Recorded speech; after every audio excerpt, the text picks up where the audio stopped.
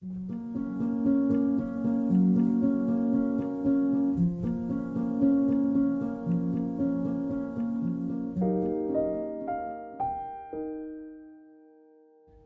우리에게 주시는 하나님 말씀은 요한계시록 19장 11절에서 21절 말씀입니다. 또 내가 하늘이 열린 것을 보니 보라 백마와 그것을 탄 자가 있으니 그 이름은 충신과 진실이라. 그가 공의로 심판하며 싸우더라. 그 눈은 불꽃 같고 그 머리에는 많은 관들이 있고 또 이름 쓴 것 하나가 있으니 자기밖에 아는 자가 없고 또 그가 피 뿌린 옷을 입었는데 그 이름은 하나님의 말씀이라 칭하더라. 하늘에 있는 군대들이 희고 깨끗한 세마포 옷을 입고 백마를 타고 그를 따르더라.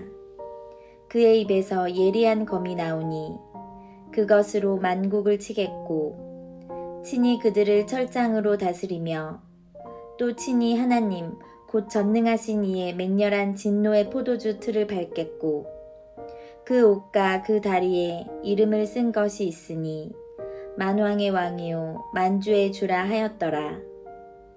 또 내가 보니 한 천사가 태양 안에 서서 공중에 나는 모든 새를 향하여 큰 음성으로 외쳐 이르되 와서 하나님의 큰 잔치에 모여 왕들의 살과 장군들의 살과 장사들의 살과 말들과 그것을 탄 자들의 살과 자유인들이나 종들이나 작은 자나 큰 자나 모든 자의 살을 먹으라 하더라. 또 내가 보매 그 짐승과 땅의 임금들과 그들의 군대들이 모여 그 말 탄 자와 그의 군대와 더불어 전쟁을 일으키다가 짐승이 잡히고 그 앞에서 표적을 행하던 거짓 선지자도 함께 잡혔으니 이는 짐승의 표를 받고 그의 우상에게 경배하던 자들을 표적으로 미혹하던 자라. 이 둘이 산채로 유황불 붙는 못에 던져지고 그 나머지는 말 탄 자의 입으로부터 나오는 검의 죽음에 모든 새가 그들의 살로 배불리더라.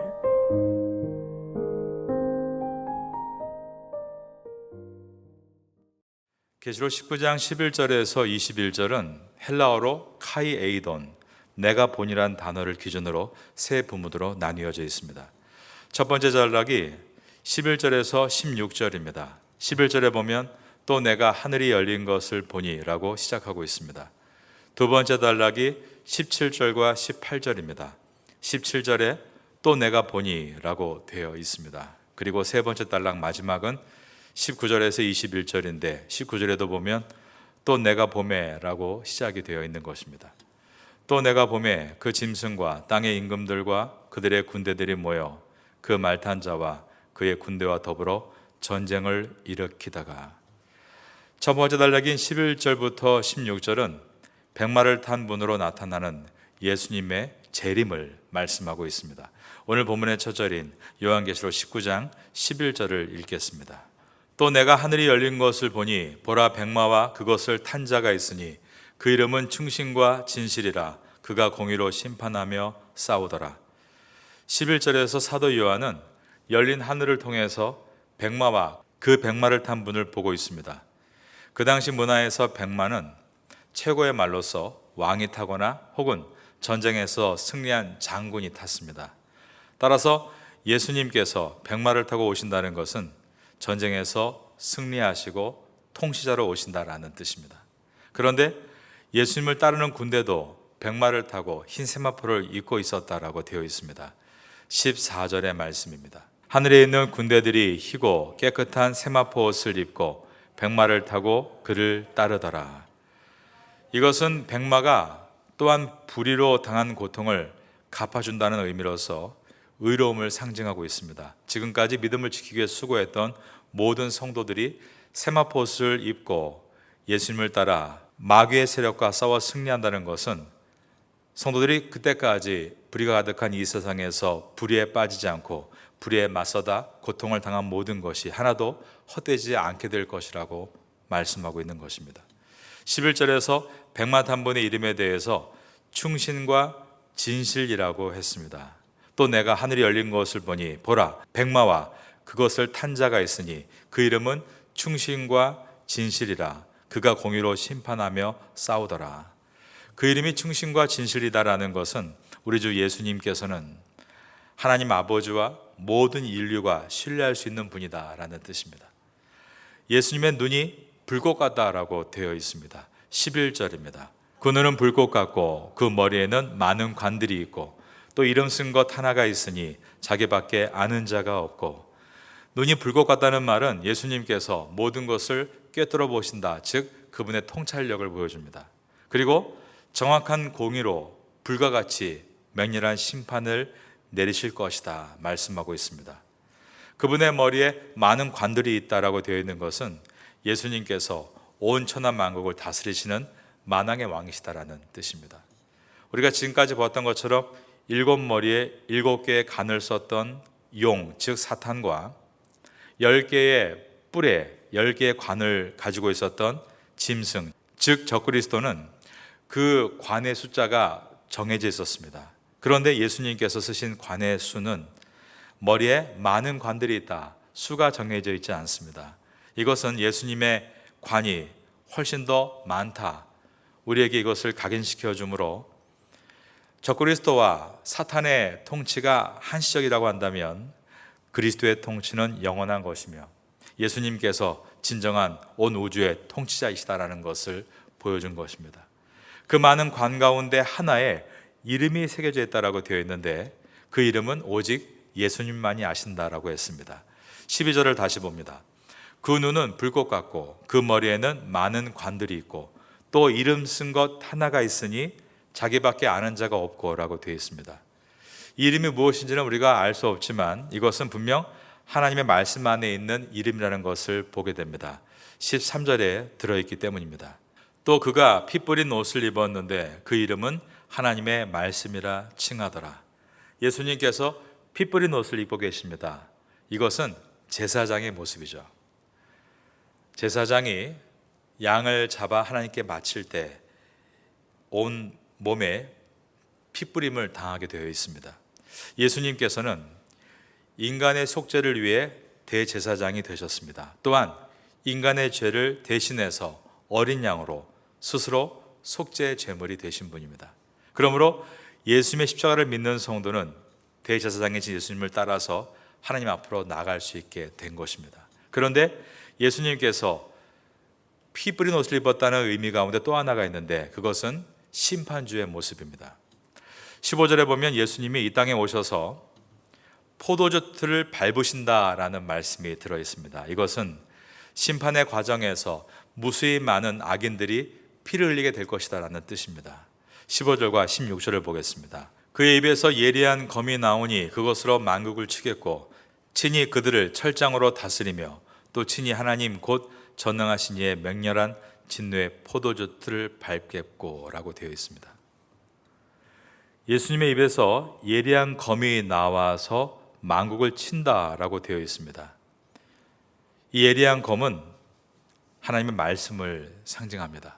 앞에서 보았던 계시록 2장 16절에서 그러므로 회개하라 그리하지 아니하면 내가 내게 속히 가서 내 입의 검으로 그들과 싸우리라 라고 말씀하신 것입니다. 그리고 19장 16절에 예수님의 옷과 다리에 만왕의 주여 만주의 주라는 이름이 적혀 있다라고 되어 있습니다. 고대 유대인들이 만왕의 왕이요 만주의 주라고 칭호를 쓸 때는 거의 대부분 오직 전능하신 하나님께만 사용했습니다.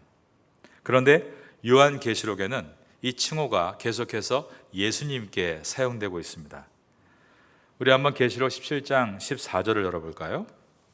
예수님을 향해서 어린 양은 만주의 주시요 만왕의 왕이시다라고 되어 있는 것입니다. 예수님의 다리에 이름이 새겨져 있는 이 이야기는 그리스 로마 문화에서 조각상의 다리 부분에 이름을 새기던 그때 문화를 반영하고 있습니다.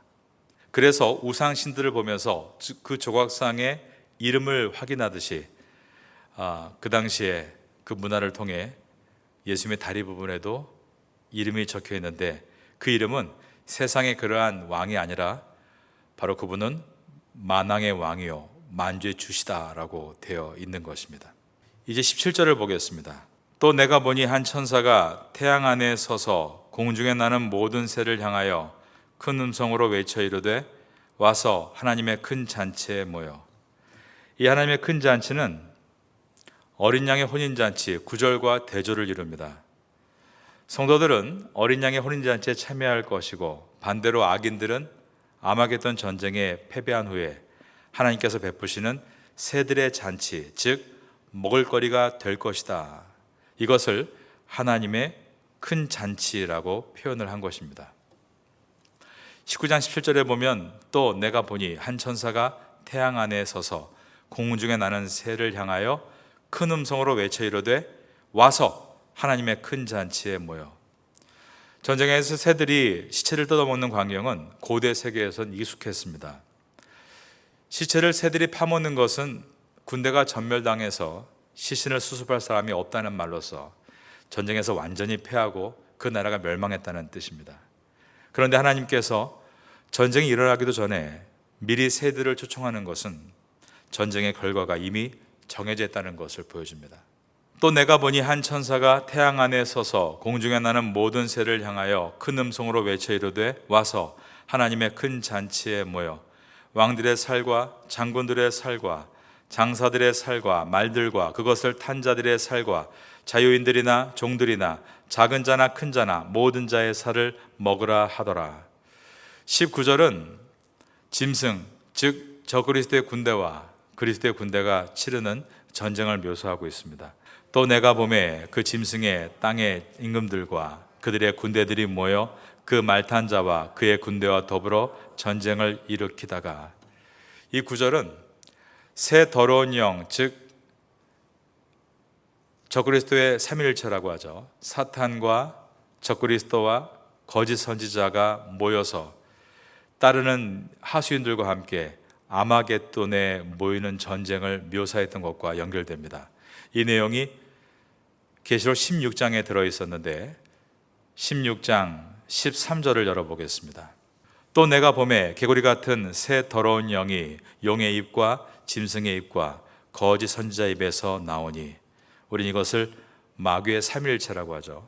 마귀는 하나님을 따라하기를 좋아합니다. 하나님이 성부 하나님, 성자 예수님, 성령님으로 존재하시는 것처럼 마귀는 그것을 그대로 따라해서 사탄과 그의 아들과 같은 적그리스도와 그리고 성령께서 예수 그리스도와 하나님을 증거하듯이 거짓 선지자의 입을 통해서 적그리스도와 또한 사탄을 증거하게 만드는 것입니다. 그런데 이 모든 세력들, 어둠의 세력들이 하나님께서 예배하신 한 곳으로 모이는데 바로 그것이 아마겟돈이다라고 되어 있습니다. 16장 16절에 들어있는 말씀입니다. 새 영이 히브리어로 아마겟돈이라 하는 곳으로 왕들을 모으더라. 그리고 나서 16장 그 다음 절 17절에 보면 마지막 7번째 대접이 땅에 쏟아지게 되는데 바로 이것이 세상의 마지막 심판입니다. 7째 천사가 그 대접을 공중에 쏟음에 큰 음성이 성전에서 보좌로부터 나서 이르되 되었다 하시니, 여기서 되었다라는 말은 이 최후의 심판을 통해 하나님의 나라가 완성된다라는 뜻입니다. 이 마지막 7번째 대접이 쏟아질 때 드디어 마귀의 삼위일체, 즉 사탄과 적그리스도와 거짓 선지자와 그들을 경배하며 따르던 모든 악인들이 심판을 받습니다. 19장 20절에 들어있는 말씀입니다. 짐승이 잡히고 그 앞에서 표적을 행하던 거짓 선지자도 함께 잡혔으니 이는 짐승의 표를 받고 그의 우상에게 경배하던 자들을 표적으로 미혹하던 자라. 이 둘이 산채로 유황불 붙는 못에 던져지고, 마지막 절은 21절입니다. 그 나머지는 말탄 자의 입으로부터 나오는 검의 죽음에 모든 새가 그들의 살로 배불리더라. 바로 이것이 모든 악을 심판하시는, 그래서 모든 새가 그 시체로 배부르게 되는 하나님의 큰 잔치입니다. 요한계시록 19장에는 두 가지 잔치가 들어 있습니다. 9절에 나오고 있는 어린 양의 혼인잔치가 있고 17절에 나오는 하나님의 큰 잔치가 있습니다. 여러분은 이 두 잔치 가운데 어느 잔치에 들어가기를 원하십니까? 이 시간 여러분은 17절에 나오는 하나님의 큰 잔치에 들어가기를 원하시면 아멘 하시기 바랍니다. 네, 성경을 아직 이해하지 못하셨군요. 17절에 나오는 하나님의 큰 잔치는 우리가 들어가지 말아야 될 잔치입니다. 이 17절에 나오는 하나님의 큰 잔치는 하나님께서 마지막 심판을 위해서 준비하는 잔치입니다. 그때 적그리스도와 거짓 선지자와 그를 따른 모든 악의 무리가 동원돼서 하나님의 군대와 전쟁을 치릅니다. 그러나 이 전쟁은 예수님의 승리가 이미 예견된 전쟁으로서 새들이 와서 그 모든 시체를 뜯어먹는 잔치입니다. 이것을 하나님의 큰 잔치다, 즉 심판이라고 말씀하고 있는 것입니다. 그러면 우리가 가야 될 잔치가 어디인가? 9절을 보겠습니다. 여러분께 물어봅니다. 여러분들은 9절에 나오는 어린 양의 혼인잔치에 들어가야 한다고 믿으시면 아멘 하시기 바랍니다. 네, 이제 좀 잘 이해가 되셨네요. 여러분들은 반드시 어린 양의 혼인잔치에 들어갈 성도가 되는 줄로 믿습니다. 마지막으로 14절을 한 번 더 보겠습니다. 9장 14절입니다. 하늘에 있는 군대들이 희고 깨끗한 세마포 옷을 입고 백마를 타고 그를 따르더라. 하늘에 있는 군대들이 예수님을 따르고 있다라고 되어 있습니다. 이 하늘의 군대는 미가엘이 이끄는 천구 천사들입니다. 그런데 17장 14절을 한번 열어보겠습니다. 거기에 보면 이 전쟁에 성도들도 함께 참여해서 예수님 편에서 싸우게 될 것이다 라고 기록되어 있는 것입니다.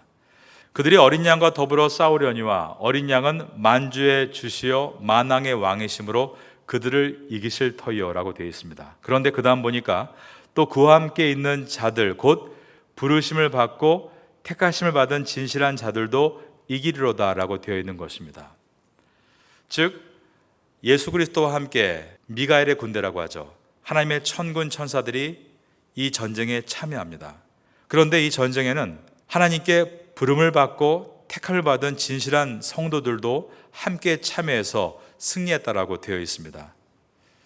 이처럼 하나님의 천군 천사와 함께 성도들이 이 싸움에 함께 포함되어 있습니다.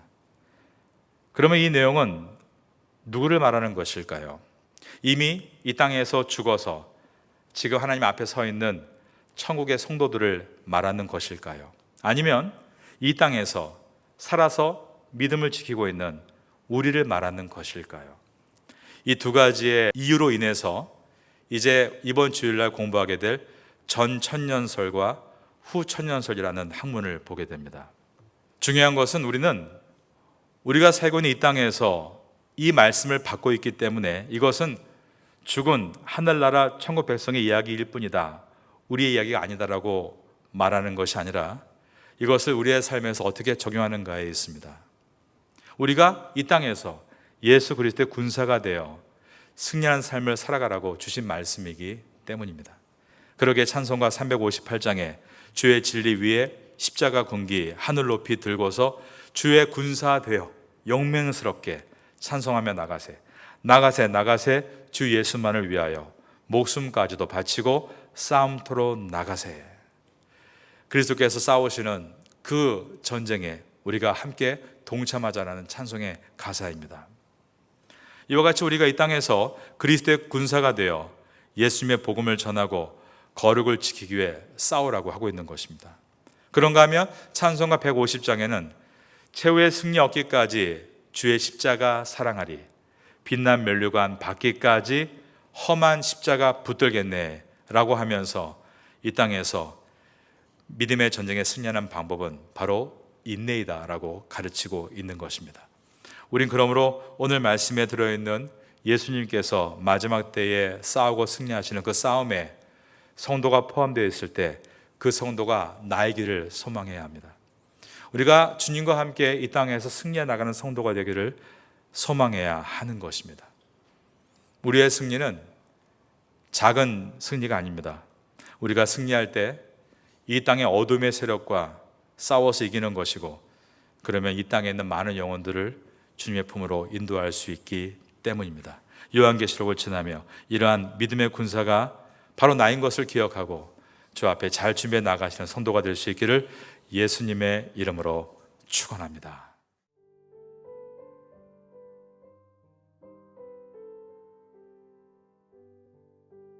지금은 함께 기도하는 시간입니다. 12월의 공동기도 제목은 첫째, 12월 15일 주일 권사 안수집사 임지식을 위해 기도합니다. 둘째, 12월 15일 주일 태국 예배부 크리스마스 전도 집회를 위해 기도합니다. 셋째, 12월 28일 토요일 한동대학교 반증자이 고아원 선교를 위해 기도합니다. 넷째, 12월 29일 주일 제11차 장애인 가족 초청 행사를 위해 기도합니다.